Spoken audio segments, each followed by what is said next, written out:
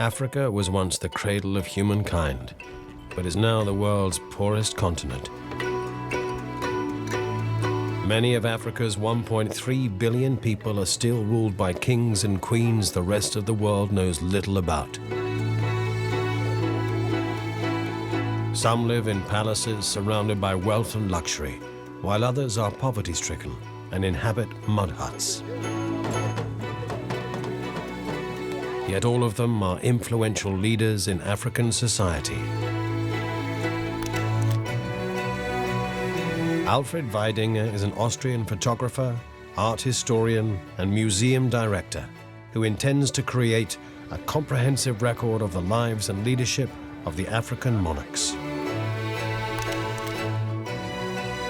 For 5 years, Alfred Weidinger has created portraits of Africa's kings and chieftains, rulers on the boundary between traditional and modern life.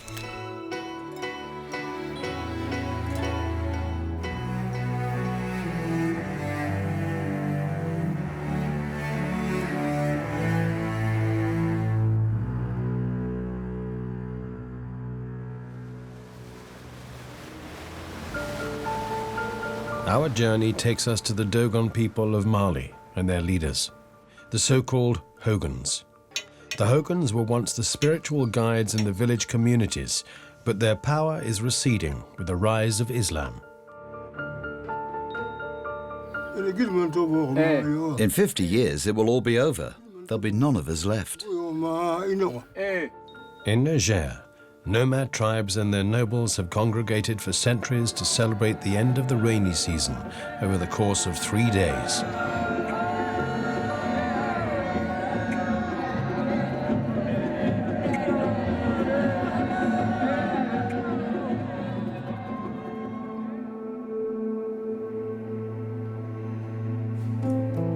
Mali. We begin our search for the last kings of the African continent in Bamako, the country's capital.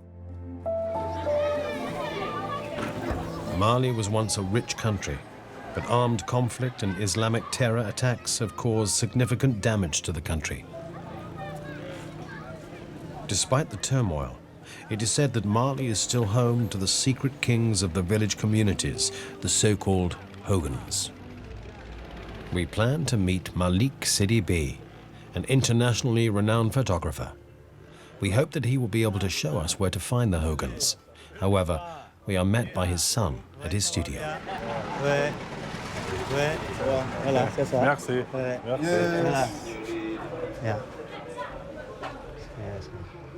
So this is his camera collection. Would you like to see one? Okay. So this is Malik Sidibé's studio. Yes, this is his studio. Would you like to see some of his work? Yes, please.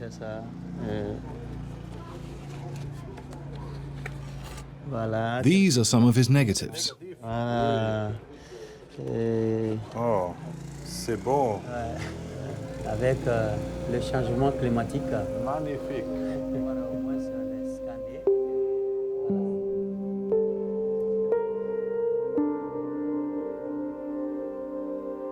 Malik Sidibé is one of Africa's most important contemporary photographers and a master of portrait photography.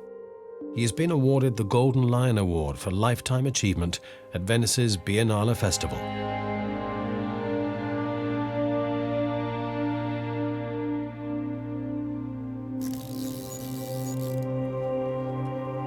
A photo has to touch your soul.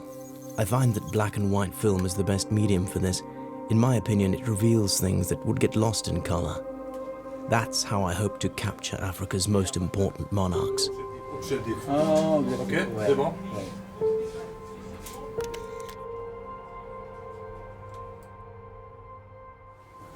C'est bon. Le noir et blanc.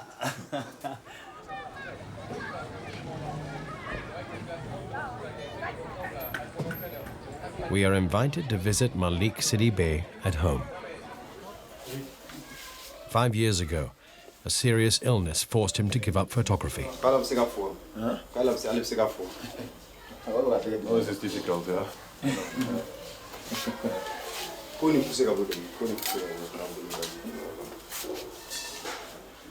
What is great today, we are here and you too. Yes. You see Yeah. this interest. Yeah. You know. Merci. Merci. Thanks.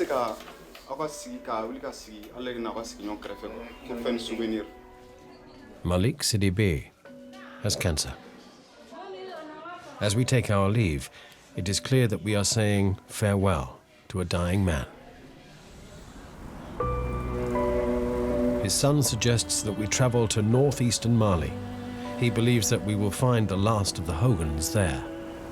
Shortly after we begin our journey, we receive word that we were the last visitors the world-renowned photographer received. He has died. Our travels to northeastern Mali take us through dangerous territory. Islamic terrorist attacks are common here.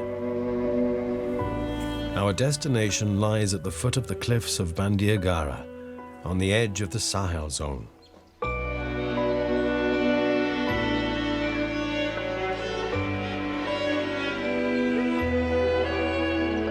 The region is home to the Dogon people.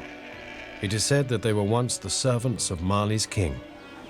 800 years ago, they fled from the west in order to be free.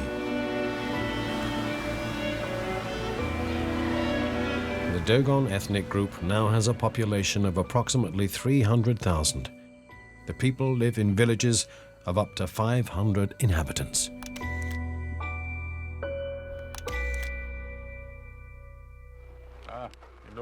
Allô, comment va? Comment allez-vous? How are you? Et ce voyage? Good, thank you.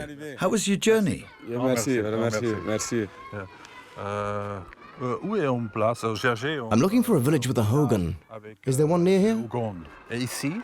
Et aussi un village de Hogon? Several Hogans still live along the escarpment. We discover that very few Hogans are left in the Dogon region. Ende, Nombori, Sanga, Ibi, Aru, and Yenduma. There are just a few villages left in which they can be found. We decide to try our luck in Yenduma. The village is about an hour's walk from our present location, at the northern end of the escarpment. The characteristic Dogon earth huts are several centuries old.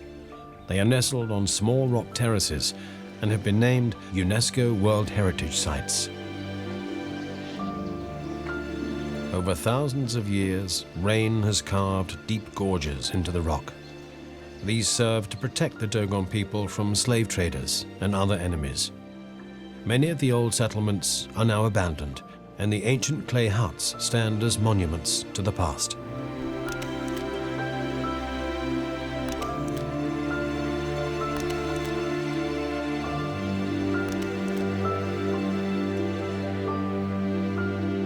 The Hogans traditionally live secluded lives some distance from their villages.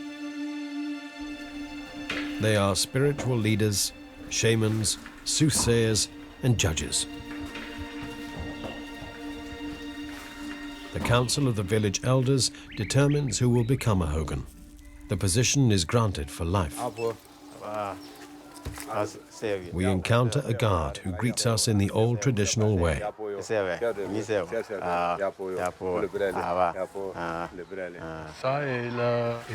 Is this the Hogan's palace? Yes, this is the Hogan's house. Is it possible to visit the Hogan? No, that is impossible, Why? because the Hogan has died. He's dead. Yes. One may not enter the house because a new Hogan has not been named yet. It is hard to find a Hogan because of the increasing influence of Islam. It takes time to find one. Is this a Muslim village? Yes, most of the inhabitants have converted to Islam.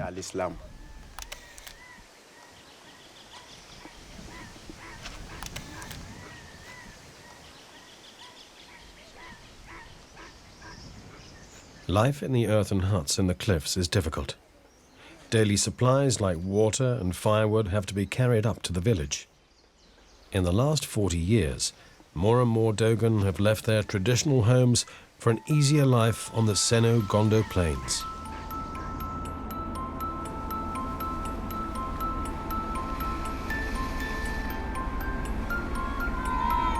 Dogon culture is changing dramatically. Many still practice the traditional religion, honoring the god Amma, who is said to have created the world. However, their faith is slowly being replaced by Islam, a religion considered more modern and attractive by younger generations.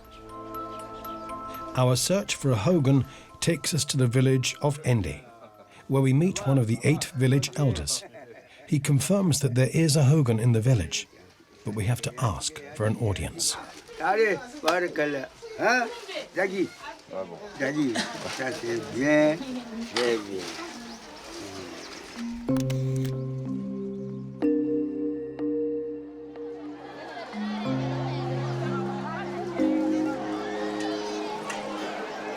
If the Hogan agrees to receive us, it is customary to bring a gift.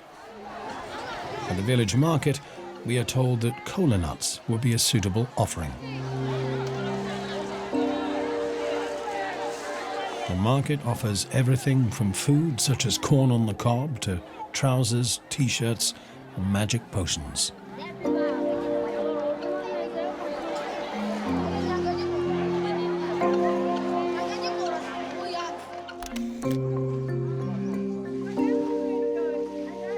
The village suffers a constant water shortage. Global warming is having a dramatic impact in areas which have always had to deal with high temperatures. The well has not yet run dry, but water levels are dangerously low, despite the recent rains. Soon, the people will have to dig a new well.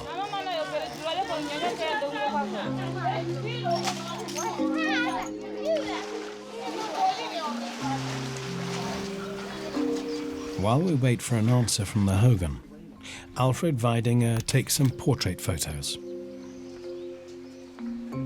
The people have fantastic faces. Their entire lives are visible in their eyes.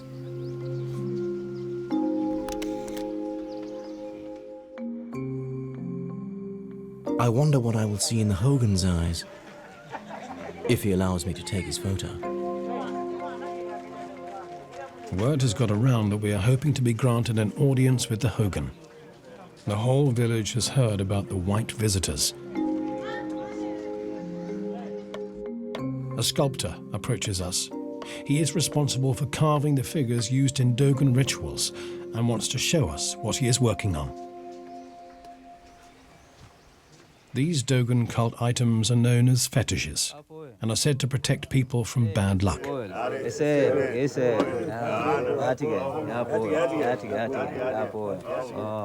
The sculptor is currently carving a very special fetish.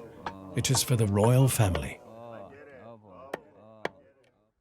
It is the Hogan's family. They are nobles and know a lot about Dogon culture. The Hogan passes the history on.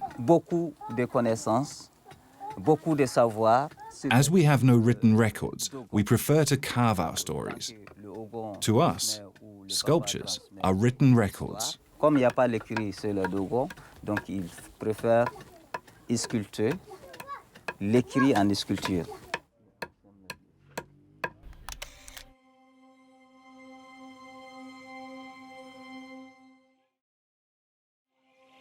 As night falls, we're still waiting to discover whether we'll be permitted to meet the Hogan.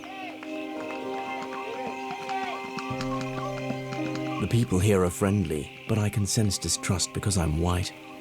This is hardly surprising given the continent's history. I'm frustrated because I have not yet been able to photograph a Hogan.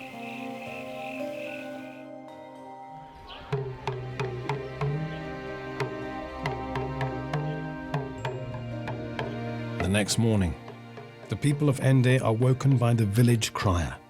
He brings good news. We have been invited to ascend to the Hogan's palace.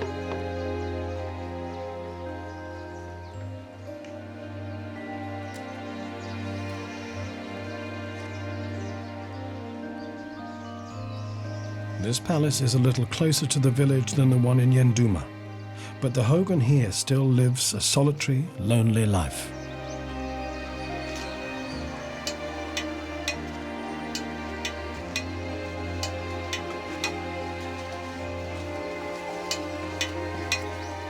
From a distance, we can hear the Hogan welcoming us.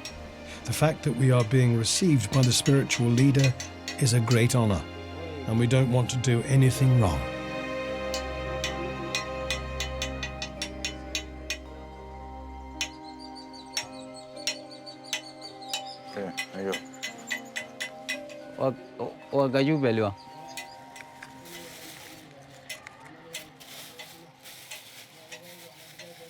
You have sometimes you have a coronet for the marriage, for the funeral, for the ceremony. You have a coronet For special occasions? Yes. I see. This is the reason why we brought them the coronets to the Hogan. Yes, to the Hogan.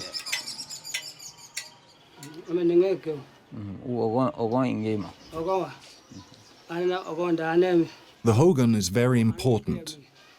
The Hogan has great knowledge. According to tradition, the Hogan is a king. It is forbidden to touch him.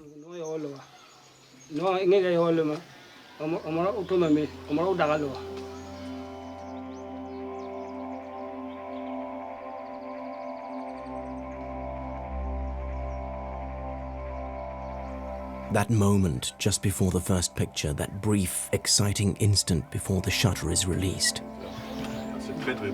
Wow. And then you possess a moment of time, frozen forever.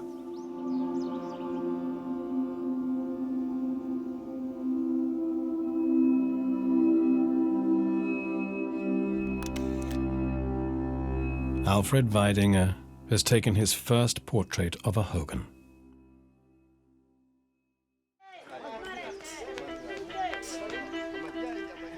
We depart for the village of Ibi, 80 kilometers away. People say that there is a Hogan there.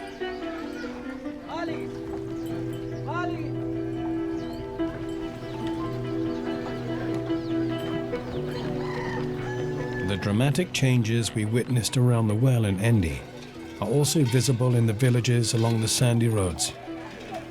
In the last 50 years, the climate in the Sahel zone has changed significantly.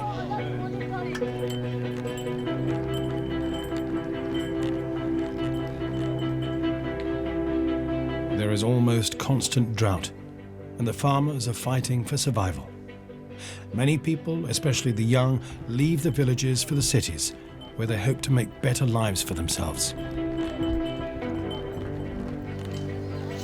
Sand is encroaching on the formerly green Dogon fields.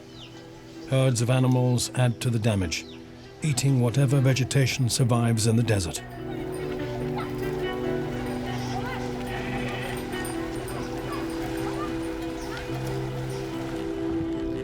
After 6 hours of driving in the baking heat, we finally reached the Hogan's Palace in Ibi.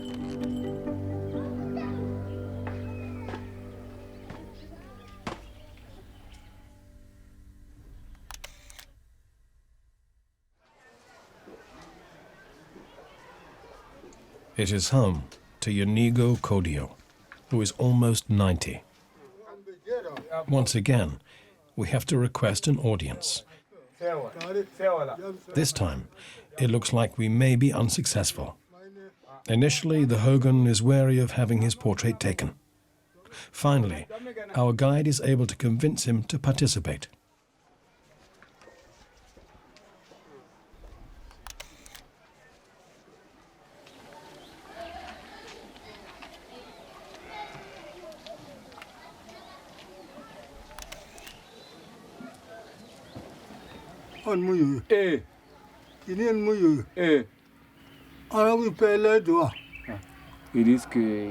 I used to live on the plains.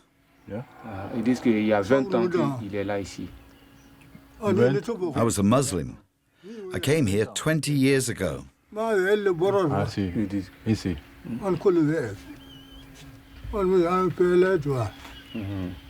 In 50 years, it'll all be over. There'll be none of us left.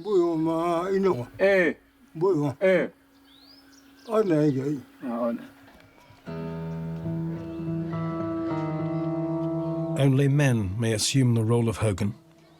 As the Hogans may not be touched, they live a life of celibacy.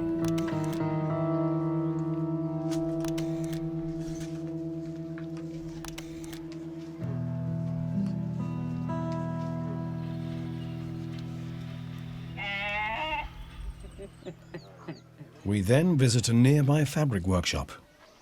In the past, entire families worked at producing the traditional Dogon clothing. Now, frequently, it is only the older generations. Women are responsible for producing the yarn, and the men perform the weaving. Younger people prefer to buy used clothing from Europe and the USA, or cheap textiles from China. The international competition endangers the livelihoods of the African textile producers and garment makers. Traditional Dogon clothing is becoming increasingly rare. One notable characteristic of the traditional Dogon robes is their deep blue indigo color. Women dye the fabrics and girls make the patterns, but the craft is becoming a thing of the past. Hey, you go.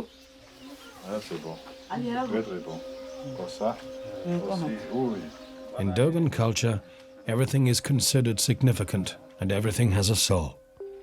This animism is the foundation of their faith and teaches them to treat their surroundings with respect.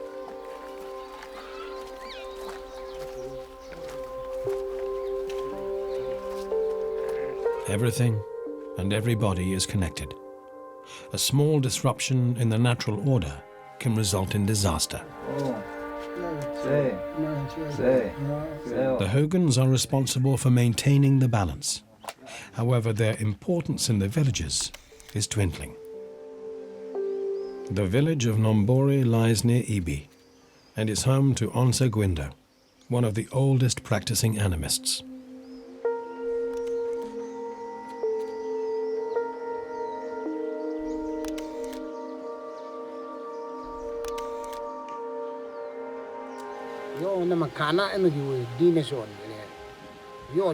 When the Hogon, the father, dies, there will not be a successor. Why he haven't? If my family wants to remain in the village, it will have to convert to Islam. Everybody in the village will become Muslim.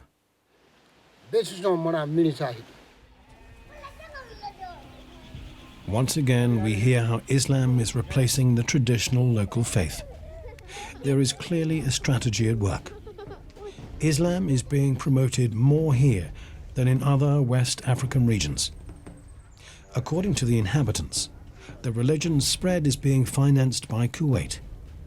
A conservative strain of Islam is being established in these remote regions. The rules are strict and punishments are draconic.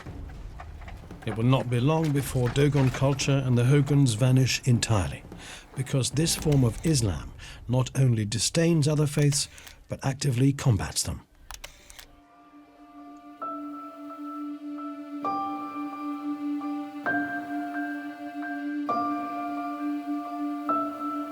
We leave the world of the Dogon to visit the leaders in Niger, where Islam has a long tradition and where it is said that the religion has merged with the traditional beliefs.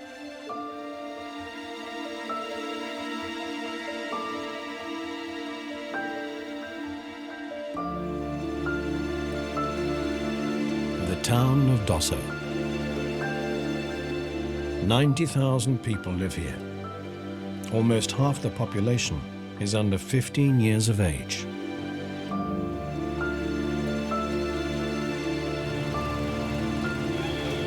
Arab merchants enjoyed a positive reputation throughout the Sahel zone.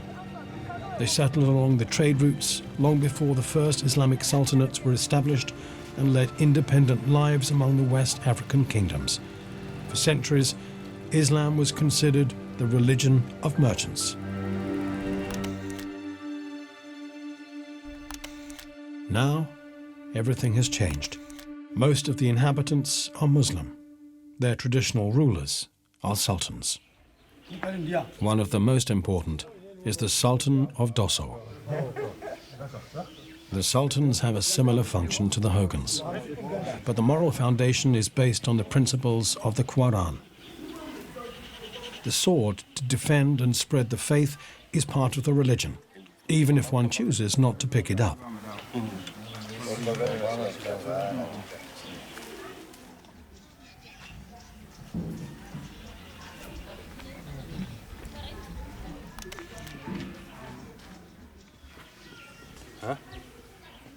C'est magnifique, hein? C'est beau, joli.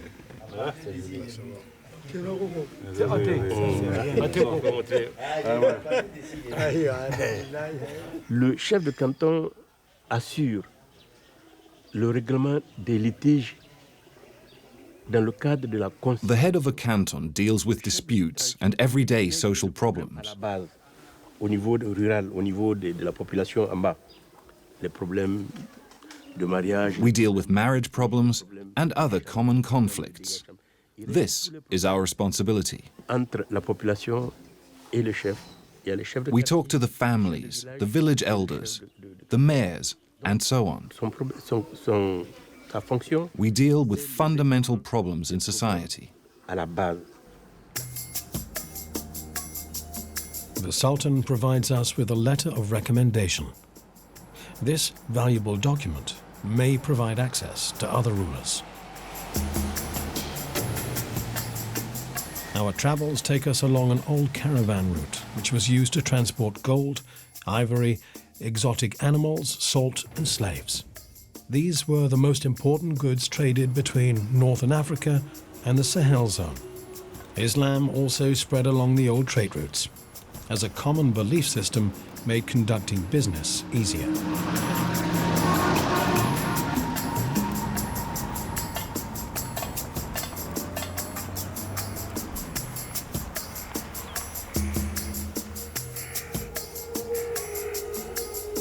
It is midday, and our driver suggests that we have lunch with a local farmer who is said to have ties to a renowned animist queen and who may be able to arrange a meeting.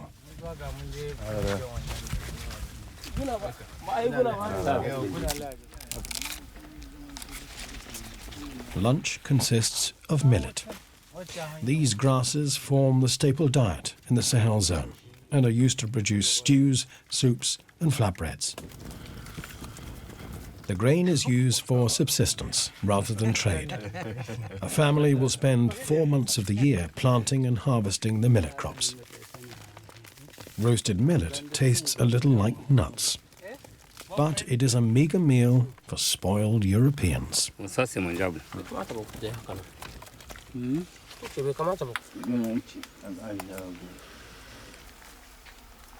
We asked the farmers about the animist queen. Her name is Aljima Gado, but she is also known by her title, Saraunia. It soon becomes clear that she is an important monarch, perhaps the region's most influential. It will not be easy to meet her. At first, we're not permitted to travel further. This is the chief. He decides whether one may visit the Saraunia. Oui. À tes potes? Oui. Et combien? Otherwise, we will be unable to go on. Vous allez voir, vous allez filmer. Ah oui, oui, oui. Oui, après. The stone will tell us something. Arrivé. Then we can continue our journey. Saluer la pierre.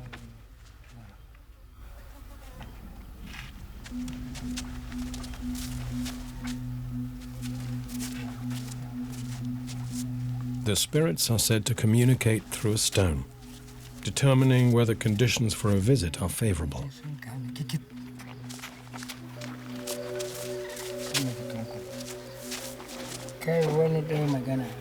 Soothsaying is an important element of everyday life in many natural religions.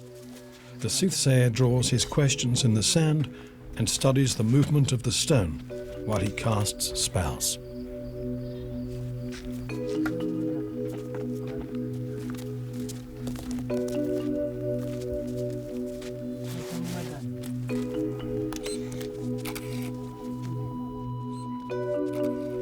spirits are on our side, and we are allowed to pass, but we must be careful.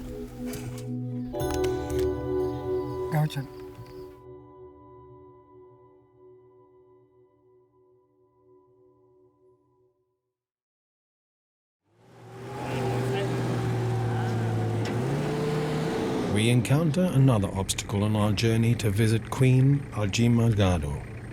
Once again, our car gets stuck in the rough terrain.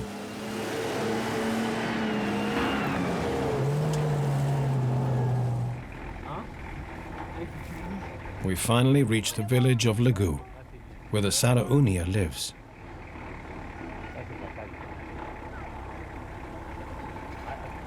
The villagers come from all around to see us. We are the main attraction.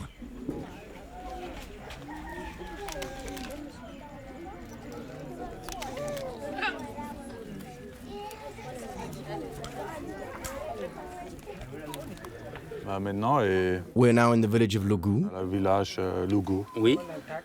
Et ça, This is the Saraunia's house. la case de la reine Saraunia. Yes, this is the Queen's house.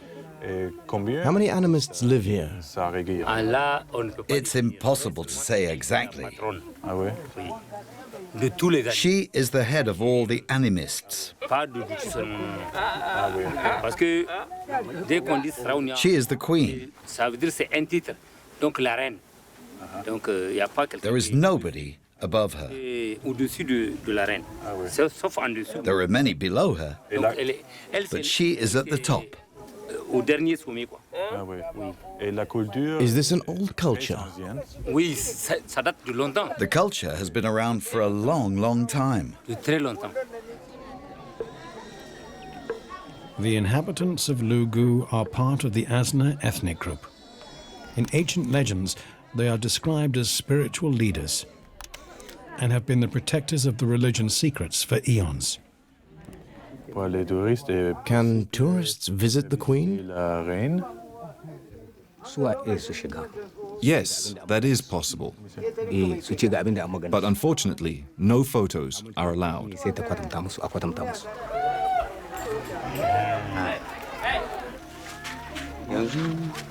The ban on photography is a disaster for Alfred Weidinger. He wants to enter the hut and convince the Council of Elders to reconsider. Sarkin da sun ka dauka. Wata mai ita na sabo shekara. Za su dawowa da wannan hotunan. Merci. C'est bon, monsieur? Ah, merci. I respect your culture. Yana da rajanta. Okay, I understand. Comme ça, c'est bon. Yeah, that's The photographer explains his mission to the village elders. He hopes to preserve at least part of this ancient culture in his pictures. Eventually, a compromise is reached. Alfred Weidinger will be permitted to photograph the Saraunia Arjimagada, but her face may not be visible. Even her subjects are not permitted to see her face. She only leaves the hut twice a week for a brief period, wearing a veil. She spends the rest of her life behind a curtain.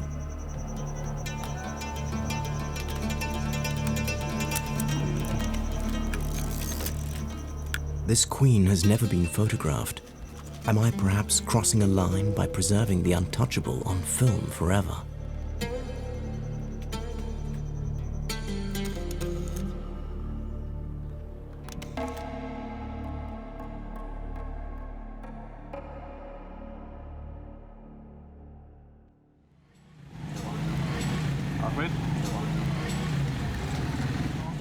We leave Lugu and head for Tenere, the desert of deserts. Et tu connais les Ténéré ici? Ténéré là, moi je... Ténéré ici? Oui, ici là c'est Ténéré. Les ça, arbres du Ténéré, par oui, exemple. arbres de Ténéré, je connais ça, mais depuis un peu à 80.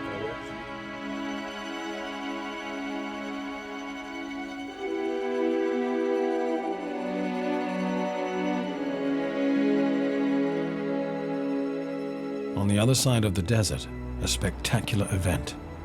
The Cour Saleh is due to take place in a few days. The journey there is somewhat dangerous. Once again, we are crossing territory that has been subjected to recent Islamic terrorist attacks.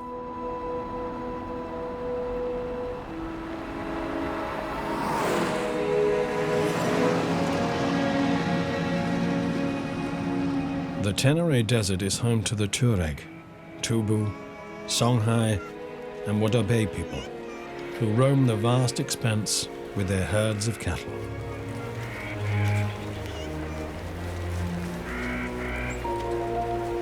We meet many nomads who are also on the way to the celebrations. Every year they congregate in the desert to talk about their experiences and plans for the future.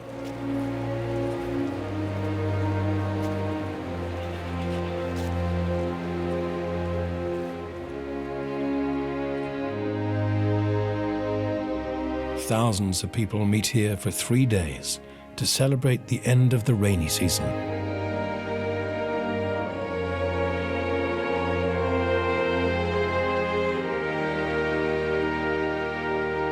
The Geravol ritual, during which prospective Wadabe spouses present themselves, is the highlight of the event.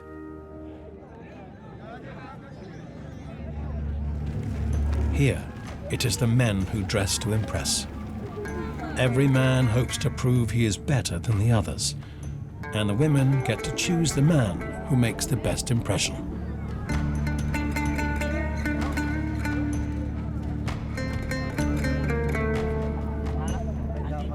In the Wadabe culture, both men and women wear makeup and jewelry. The men wear necklaces of cowrie shells and paint their faces. They try out turbans, hats, and other headdresses. It is about more than outward appearances.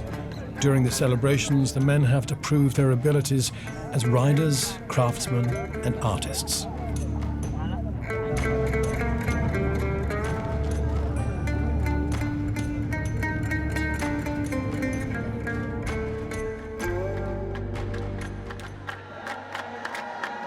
The Geravol ceremony begins in the afternoon. First, the men have to prove their skills as dancers, singers, and musicians.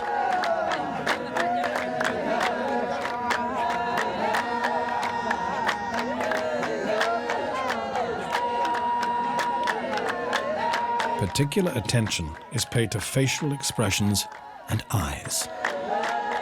The Wadabe believe the eyes are the source of love.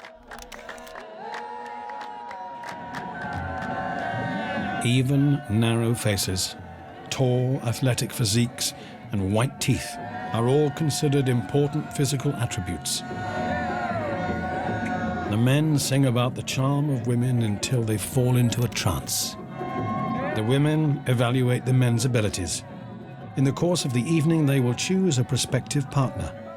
The connections that are made here may lead to marriage or to nothing.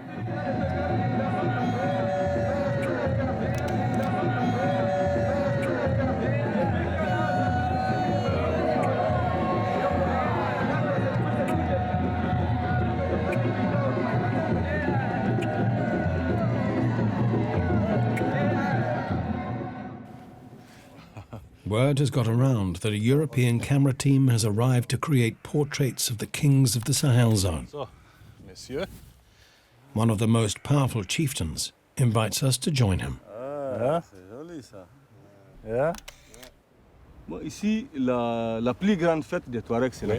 This is the Kur Saleh, the largest of the Tuareg celebrations. Members of all clans and communities meet here, as do all the herdsmen. The Wadabe, Tuareg, Pearl, and Arabs. This is the only time when all the nomads meet in groups. The government welcomes the opportunity to discuss with them and introduce their policies. There are no geographic borders for nomads. The borders only exist in the minds of countries. Only countries have borders. Nomads know no borders and no countries. For them, any place they have pastures and can live in peace and freedom is a country. They travel to Mali without a passport or a visa. They go to Algeria, to Nigeria and Libya. There are no borders for nomads. n'y a pas de limite.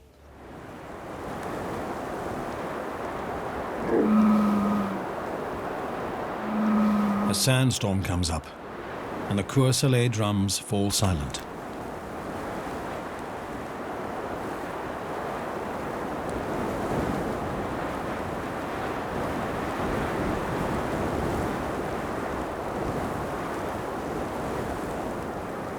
The people wait patiently for the winds to drop and the evening sun to appear again. Within an hour, the crowds return and the festivities continue.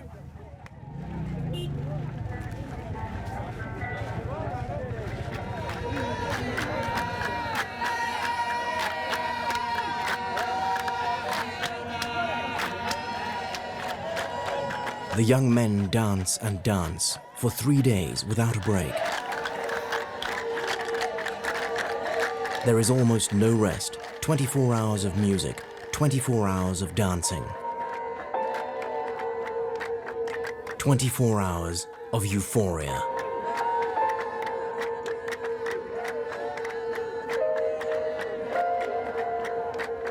The festival will reach its peak the following day, when the women determine the most attractive man. Unfortunately, we have to leave. The Hogon of Endi, the first Hogon we met, has died. His position is now vacant.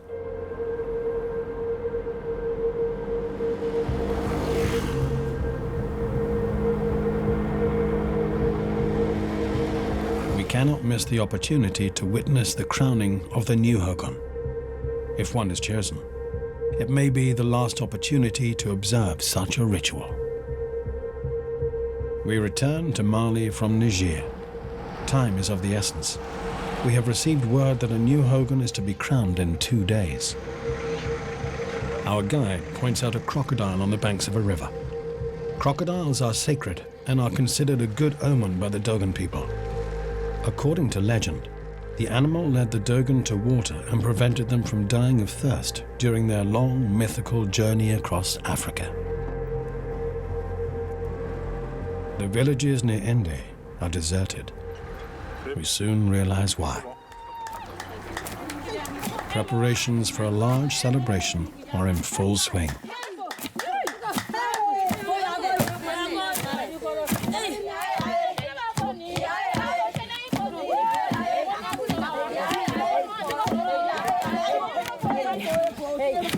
The locals inform us that there have been discussions about whether to continue the old traditions. The Muslims are against it. However, the decision is made to choose a new Hogon.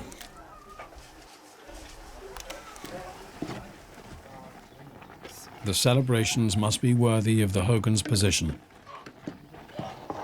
and the last remaining supplies are used up. Animals are slaughtered. Nothing is wasted in the inhospitable desert climate.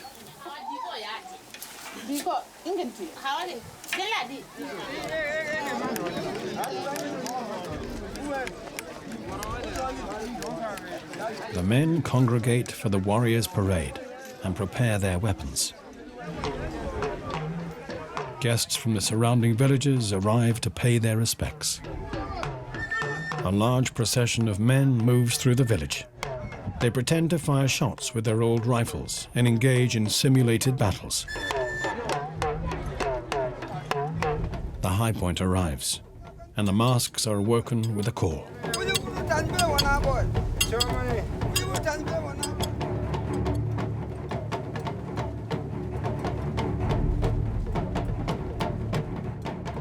The dances of those wearing the masks and the reverence of the bystanders fill the masks with the potent life force known as Niyama.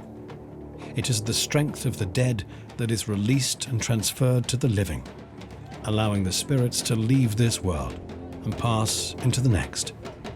Those who have done good during their lives enter the paradise of their ancestors.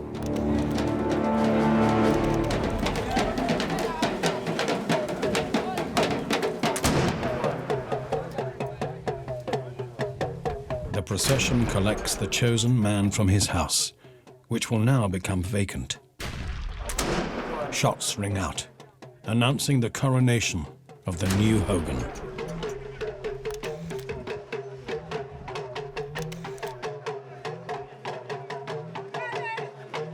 The masked men and the warriors lead the Hogan to the palace along the escarpment. He is led to the throne.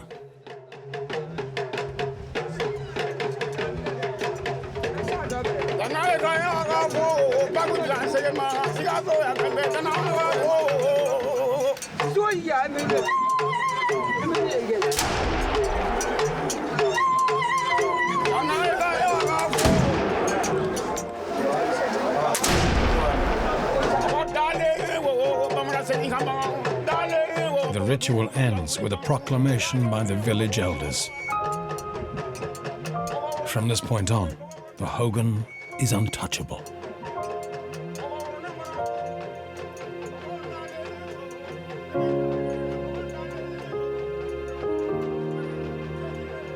I take the first photo of the new spiritual leader. And I can't escape the feeling that I have just captured the image of Ende's last Hogan.